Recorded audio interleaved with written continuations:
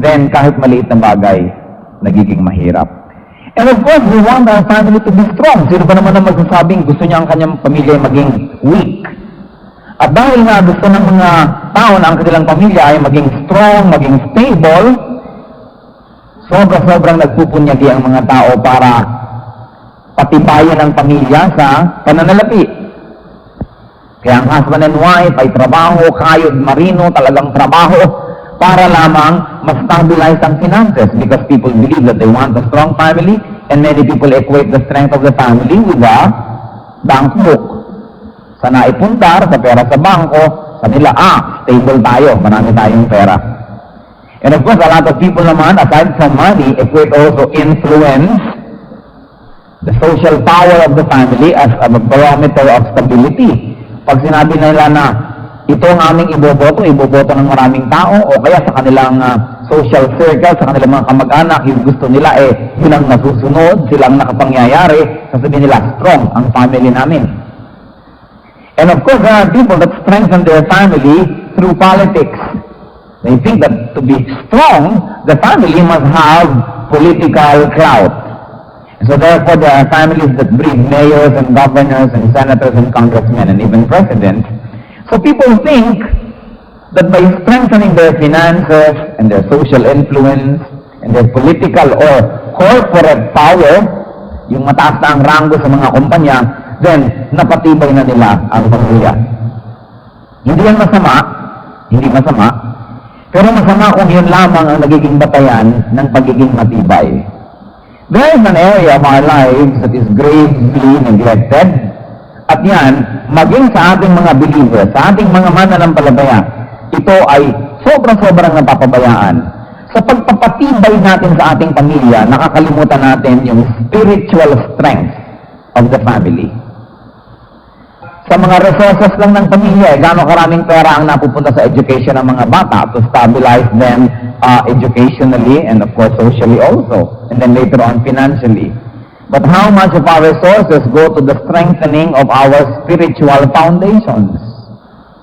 Gaano karami sa oras na nauubos ng isang ina, isang ama para kumita, para makapag-provide sa pamilya, para maging matibay ang pamilya? Gaano karaming oras? And yet, gaano karaming oras ang ginugugol ng isang magulang, isang ama, isang ina para patibayan ang spiritual foundation ng kanyang pamilya? And so therefore, there is one terribly neglected area wherein we should be strongest at, and that is the area of prayer, the area of praying one for another.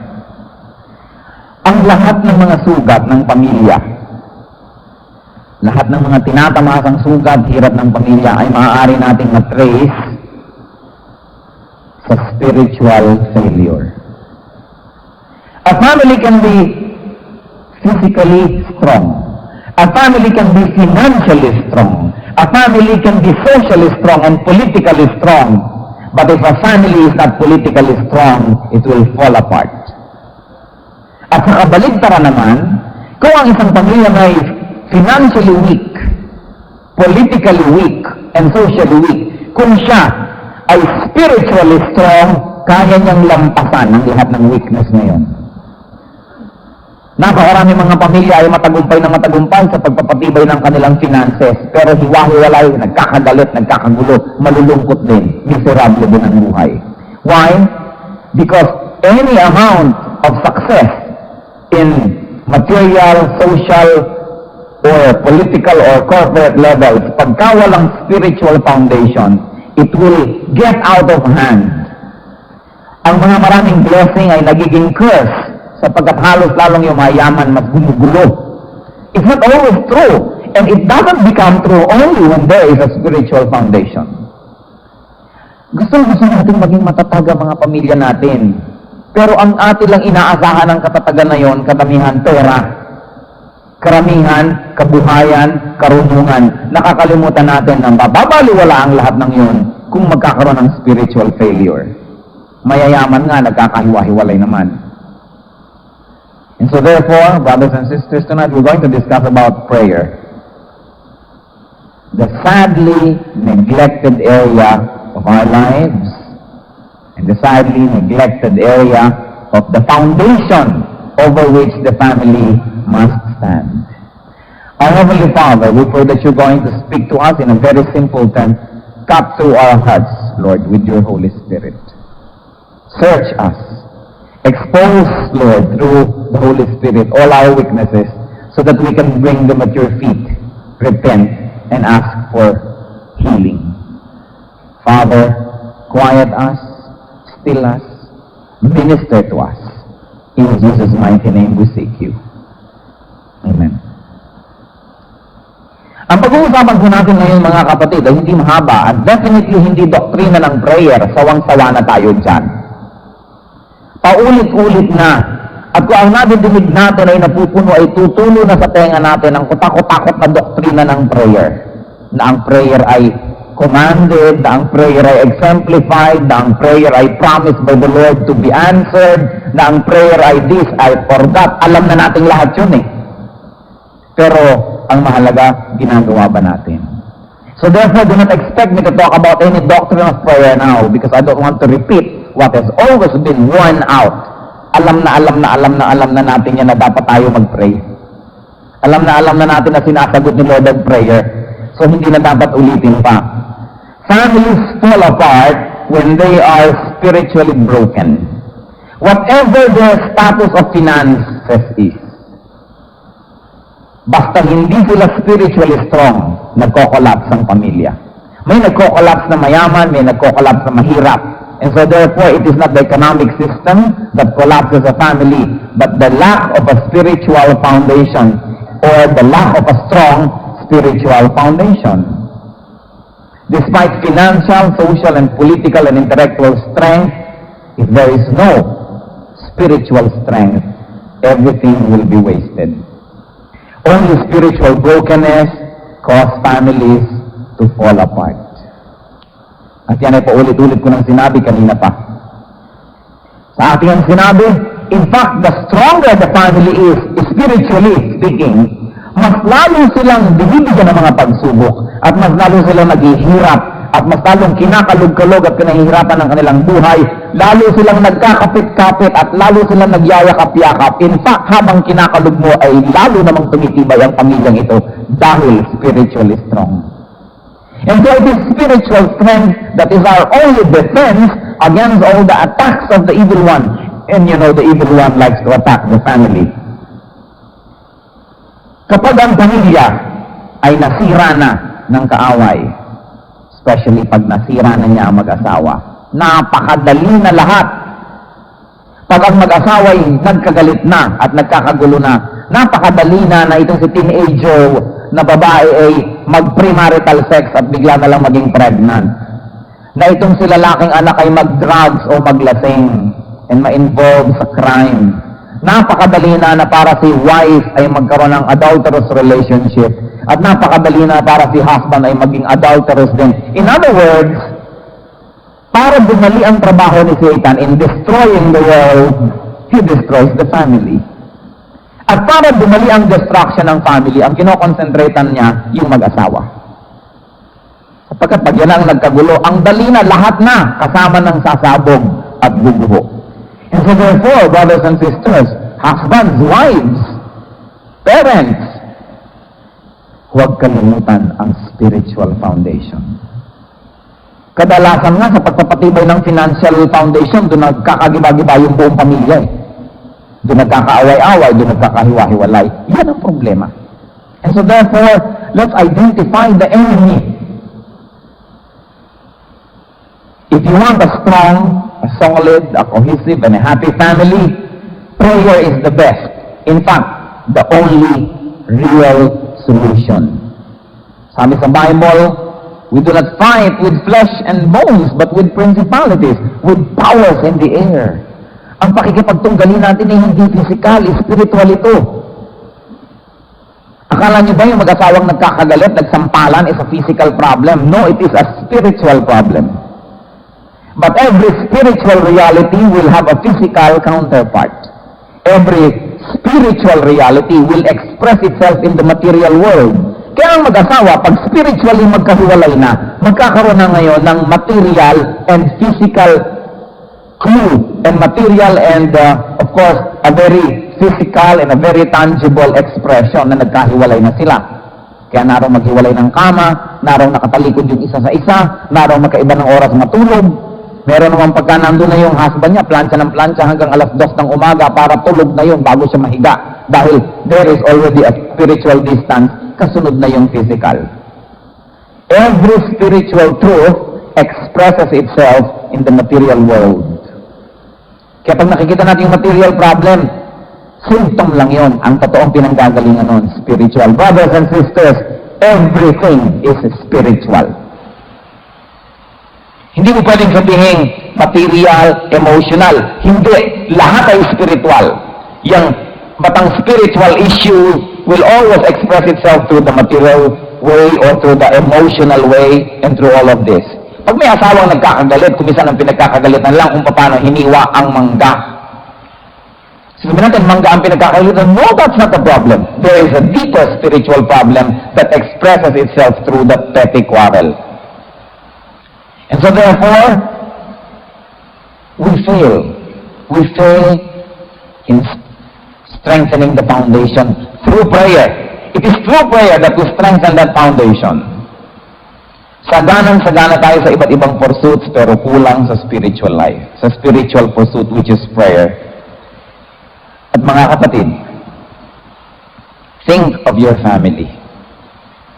At tumingin kayo sa akin in the eye at sabihin nyo sa akin na ipinagpe-pray nyo talaga ang inyong family. Ipinagpe-pray pag may sakit. Ipinagpe-pray pag alauna na ng umaga, wala pa. Ipinagpe-pray pag may exam. Ipinagpe-pray siguro kung mag-a-apply sa trabaho. Ipagpe-pray pag may disaster. Pero bukod doon, ipinagpe-pray ba natin talaga ang ating pamilya? At pag sinabi nating pamilya, mga kapatid, sino ba dapat ang ipag-pray? Who do we pray for? First and foremost, you pray for your spouse. Do you pray for your spouse? And later on, we will discuss kung ano dapat ang ipag-pray. Do you pray for each individual child? Oh Lord, pagpalaan niyo po mga anak ko, thank you. Alam niyo na po yun, marami sila. Lalo't kung inaantok na. And because sa atin pong kultura, we have an extended family, do you pray for your parents? Ipinagpe-pray niyo bang ama at ang ina? Hindi, Lord, yung mga magulang ko, bahala na po kayo. Yung by name. Ama, ina. Ipinagpe-pray niyo ba ang inyong mga kapatid? Walang pwedeng mangyari sa kapatid niyo na hindi kayo madadamay. Hindi siya pwedeng umasenso, hindi siya pwedeng bumaba na kahit paano hindi tayo sabit. Because we have an extended family, they are part of our family, so we pray for them. Eh pag may kanya-kanya ng asawa, naaalala niyo pa ba? Na ipagpe-pray pa ba yan? Do you pray for each parent-in-law? Baka naman idinadalangin niyo, pero idinadalangin niyong mamatay na sana. Ang pinagdadasal sa biyanan. So, ipinagdadasal niyo ba ang magulang ng inyong asawa, ang ama at saka ina, individually? Do you pray for your brothers and sisters-in-law individually? Alam niyo, pag naghirap ang bayo niyo, damay kayo kahit hindi niyo alam. Di ba? Kasi kung minsan, bigyan ng underground ng inyong asawa yan. Kaya, sali kayo dyan. Hindi pwede na may mangyari sa mga kamag-anak niyo at sa kamag-anak ng inyong asawa na hindi kayo masasangkot. We have to pray for them. And not only dahil nasa sangkot tayo, kundi because we have to pray for them. At do you pray for every member of your household, lalo sa inyong mga katulong? Baka akala nyo kung makatulong, hindi na ipinagpe-pray. May mga working women na pag-uwi nila, nilitsyo na sa open ng katulong ng kanilang anak. Marami nun, tinagtad na. Hindi ipinagpe-pray ang katulong. Do we pray for our helpers? And then also, brother and sister, do you pray for yourself? Napakarami pa lang dapat ipag-pray. And so kung mamarkahan natin ang ating sarili, ano kayang grade ang ibibigay natin? Meron ba sa inyo ngayon na magbibigay sa inyong sarili ng 85 and above? Prayer for all these people? Just honestly. Meron? Kung wala, huwag na kayong magtaka kung yung pamilya natin ba't ganyan. And every family has a skeleton in the closet. Lahat ng pamilya may baho. Lahat ng pamilya may itinatago. Ang mga pamilya lang naman kasi magaling magpa-image sa harap ng ibang tao. Pero lahat tayo may mga weaknesses. In everyone's family, merong isang single parent, merong isang drug addict na ganyan, merong isang lasenggo, merong isang mandaraya, may ganito, may ganyan. That's why we need to pray for our family. But are we praying? Ano yung na-expect natin? Magic na lang, lahat aayos without prayer? And then what to pray for? Napag-usapan na natin kung ang sino-sino ay pag-pray. What to pray for? Unang-una, pray for their spiritual life or salvation. Ipinag-pray ba naman natin na masave si Hipag, masave si Bayaw, masave si mother-in-law, masave si Katulong? Are we praying for their salvation? Tapos nagtataka kayo hanggang hindi sila save. Hindi naman ipinag-pray. Ano yan? Magic na naman. And then, for those that are already saved, we pray for their spiritual growth. Sa inyo po mga miyembro ng pamilya na saved na, ipinagpe-pray niyo ba sila individually na mag-grow?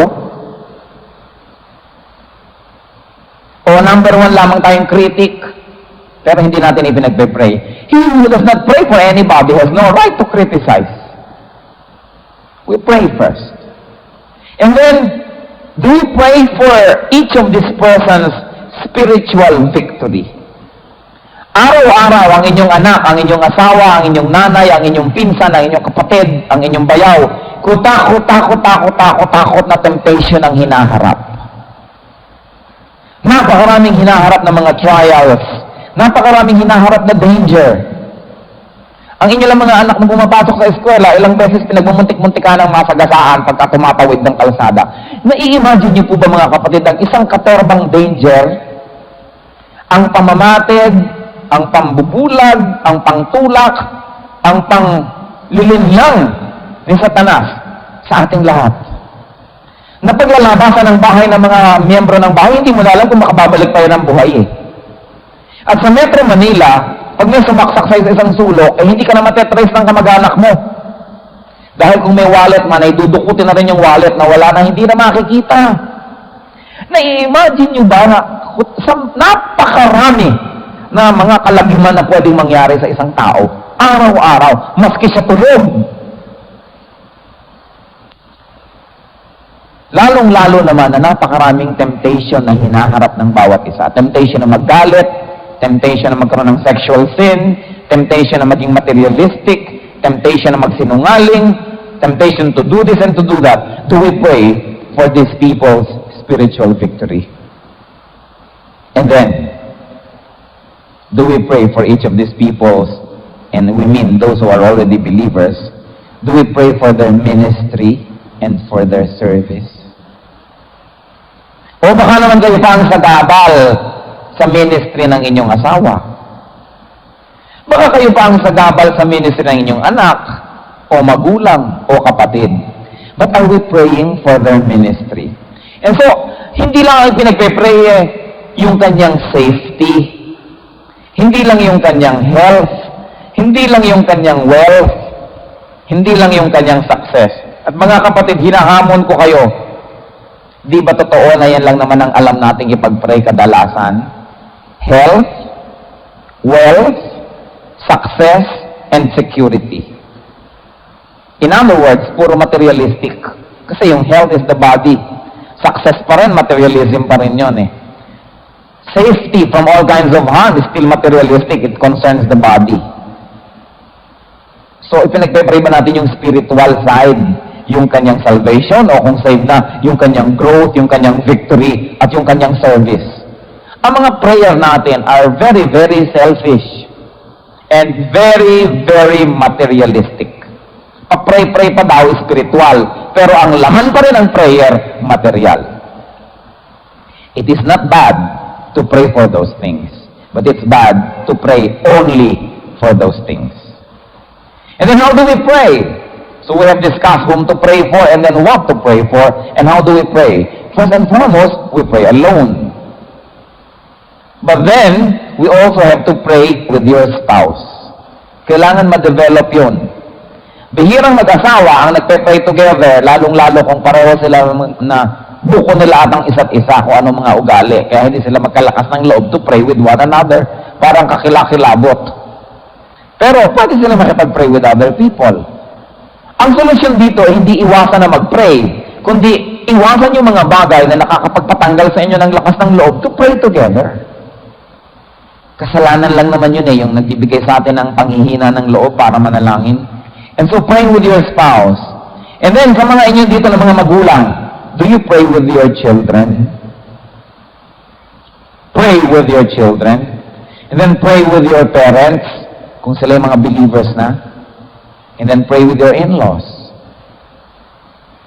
Ang mga pamilya ang prayer lang naman kung minsan na napagsasalusaluhan ay yung prayer for the food. Sa table, memorized pa, yun na lang yun. Hindi lang yun. You pray alone, you pray with your spouse, you pray with your children, you pray with the whole family, you pray with the parents, you pray with the whole clan. So, iba't ibang kombinasyon of group prayer. Mga kapatid, kung sa palagay natin, kung sa tingin ninyo, at this point, tinimbang tayo, ngunit kulang. At kung tayo magiging tapat sa sarili, talagang tinimbang tayo, ngunit kulang.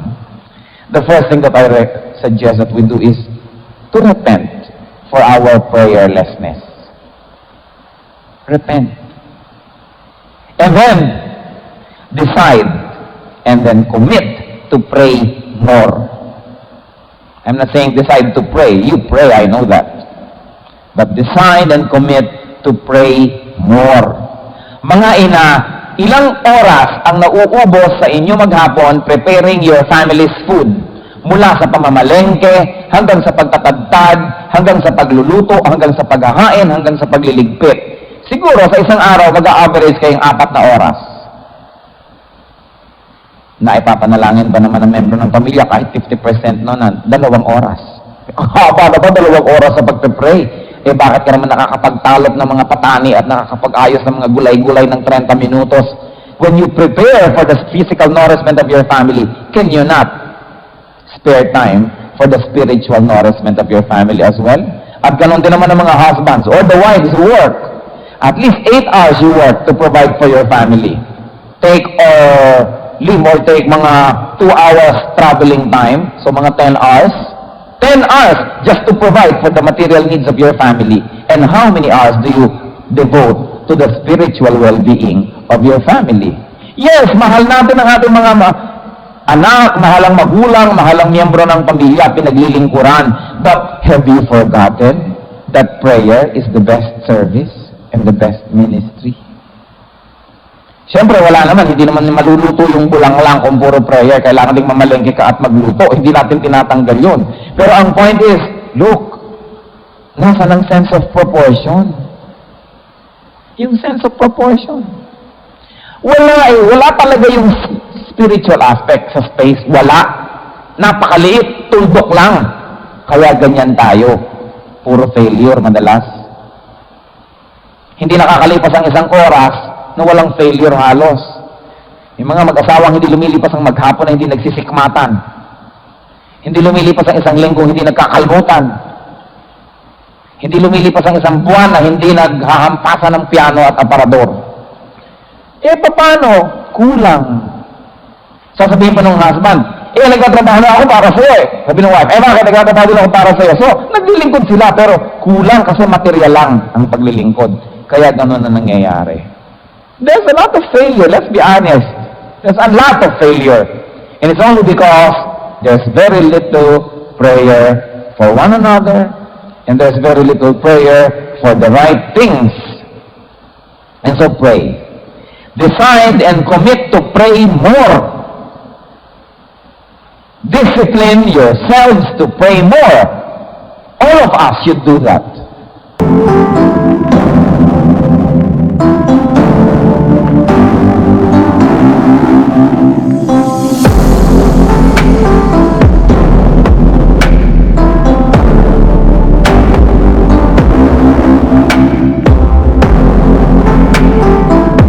Really pray.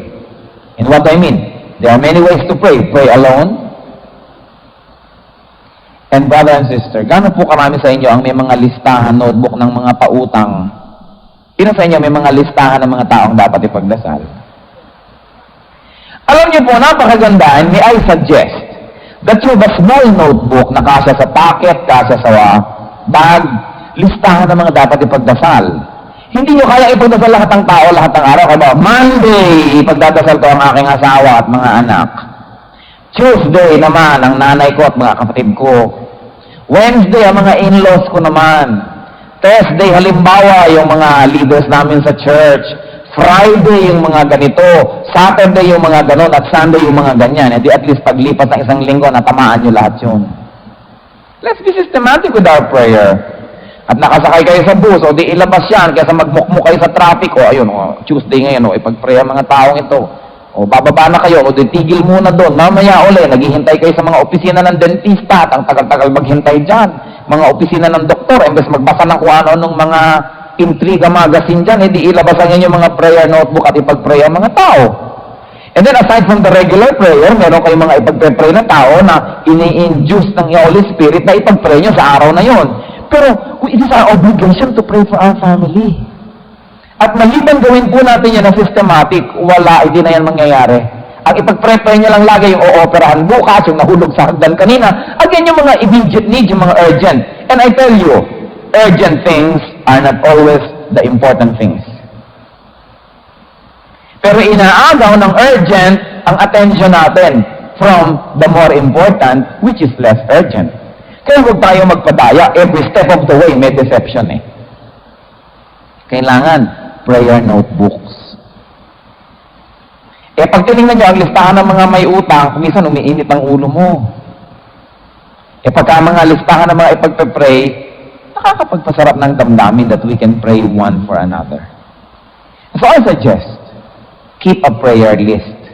Mas maging systematic po tayo mga kapatid sa ating prayer life. Pag hindi tayo systematic, pag hindi natin ipinaglaban ito, laging ito ang nawawala. Inaagaw ang ating panahon ng maraming bagay na nagsusumigaw, napapansin natin, pero hindi naman laging mahalaga. So one suggestion that I like to give you tonight, keep a prayer notebook. And another, have a family fellowship in prayer. Preferably every night. If you cannot do it, at least once a week.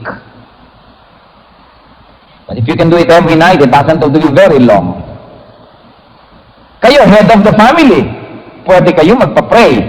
Eh yung mga young people, when we minister to young people, they like, pero ayaw ng magulang, so wala kang magawa. Kayo, mga magulang, pwede kayo magpa-pray, pero meron bang prayer time ang pamilya? Let's say 8 o'clock, 9 o'clock. Bago antukin ang lahat, pagka-dinner, bago magligpitan na mabuti, o bago mag-TV, magganito, magliguan at magkanya-kanya ng gagawin, magsuutan sa kanya-kanyang kwarto, prayer. It doesn't have to be very long, and I think 30 minutes will be a good time to pray. Ipagpe-pray yung mga victories for the day, to thank the Lord. Ipagpe-pray yung mga failures, ipagpe-pray yung following day. 30 minutes is really short, but let's be realistic. At least magka 30 minutes, salamat na yun. And if the family has already developed that, then it can probably be extended to 1 hour. And then say, 1 hour, haba naman yun. Pero kung magpanooran ng TV, 3, 4, 5 oras, pwede yun. Kailangan lang ipaglaban. Kailangan isingit. Okay, 8 o'clock, prayer time. Patay ang TV, patay ang lahat. Pray tayo. Gawin niyo po mga kapatid, matagal na nating alam na dapat yun. Ang dapat naman gawin na. Hindi na pinag-uusapan kung alam mo, hindi alam. Ang pinag-uusapan, gawin na. It's very important to have a prayer list and then to have a prayer fellowship with your family. And then just keep it. Keep on praying. Keep on praying. Si Samuel, one of the greatest prophets, against your own family, by not praying for them? Yes, we do, if we do not pray for them. Akala natin good provider na tayo. Akala natin ang babait na nating family member. Pero kung doon tayo nagkukulang, mga kapatid, ito ang pinakamalaking pagkukulang na hindi natin maipanalangin ang bawat isa. pwede natin gawin kasi wala namang bayad. Hindi natin pwede sabing, I cannot afford it. Hindi natin pwede sabing, wala akong panahon. Lahat tayo binigyan ng Panginoon ng 24 hours. Tig to 24 hours tayong lahat. Wala dito ni isa na mas marami kaysa sa 24 hours ang oras niya everyday. Pwede. It's only a matter of disciplining ourselves, cutting down on unnecessary activities, and then doing what is essential and what is important. I'd like to challenge you, brothers and sisters, as family members, as heads of family, as mothers, as fathers, be more prayerful. What we can actually do is very limited. Pag ang inyong bang anak ay lumabas na ng bahay, may magagawa pa kayo.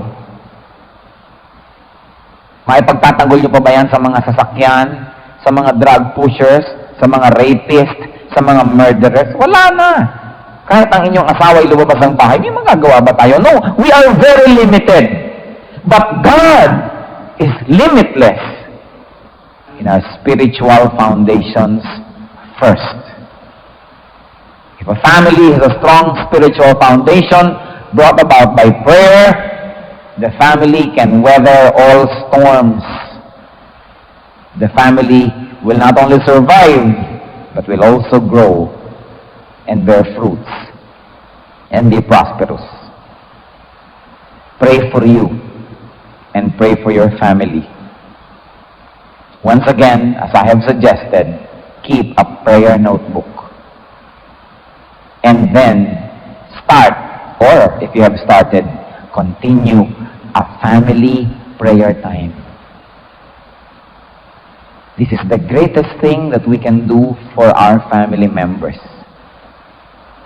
Hindi yung insurance na ibibili natin sa mga bata, hindi itong bahay, hindi lahat. All those things are nice, pero palabok lang dapat yan. Pray. Pray for your family. Our Heavenly Father, we pray that you're going to crystallize this message in our hearts. Napakarami na namin, Panginoon, nadinig ng mga mensahe, mga Bible studies tungkol sa pananalangin. Kaya masasabi namin, Lord, alam na po namin ito. Ang hinihiling ko sa inyo, Panginoon, ngayon, make it real in the lives of these men and women who had their families.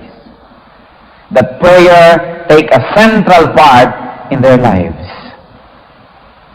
That prayer be the avenue through which you can strengthen and bless the family. Turuan niyo po kami, Panginoon. Teach us how to pray.